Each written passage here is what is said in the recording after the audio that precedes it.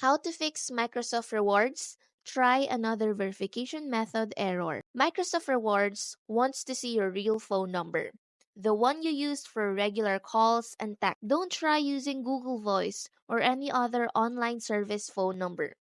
Once you link your real number, there might be a slight delay.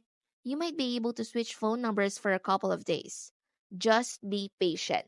And after 2 or 3 days, you'll be able to try again.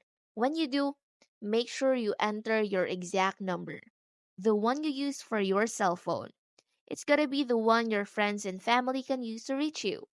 Now, if this still doesn't work, don't fret. Reach out to Microsoft support. They're great at helping with these kind of issues.